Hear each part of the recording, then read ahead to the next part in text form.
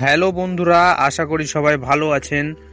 আজকে আমি চলে এসেছি নতুন একটি ইনফরমেটিভ ভিডিও নিয়ে। আর আজকের ভিডিওটি সেই সমস্ত লোকেদের কাছে খুবই ইনফরমেটিভ হতে চলেছে যারা মোবাইল ফোন ব্যবহার করেন।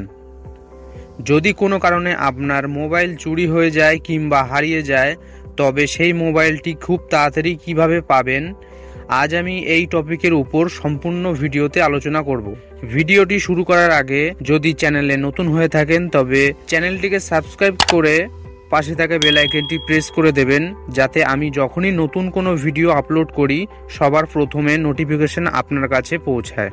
যদি কোনো কারণে আপনার মোবাইল হারিয়ে যায় কিংবা চুরি হয়ে যায়, তবে আপনি CEIR এই ওয়েবসাইট থেকে আপনার ফোনকে ব্লক এবং আনব্লক এবং ট্র্যাক করতে পারবেন। এর জন্য যে যে জিনিসগুলি আপনার কাছে থাকতে হবে সেগুলি হলো মোবাইলের বিল, পুলিশের কাছে করা FIR এর একটি কপি এবং মোবাইলের দুটি IMEI নম্বর। এই জিনিসগুলি আপনার কাছে থাকলেই তবে আপনি সম্পূর্ণ প্রসেসটি করতে পারবেন। তবে এবার স্টেপ বাই স্টেপ প্রসেসটা দেখে নিন। সবার প্রথমে CEIR এর অফিসিয়াল ওয়েবসাইটে চলে আসতে হবে।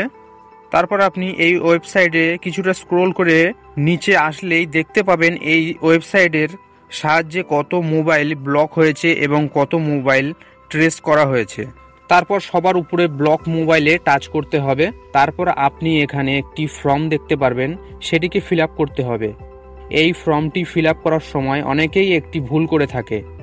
সবার নিচে পার্সোনাল ইনফরমেশনে যে মোবাইল নাম্বারটি দিতে হয় সেই মোবাইল নাম্বারটা আপনার কাছে থাকতে হবে, কারণ ওই মোবাইল নাম্বারেই OTP আসবে আর ওই নাম্বারেই কন্ট্যাক্ট করবে পুলিশ যদি তারা মোবাইলটি পেয়ে যায়।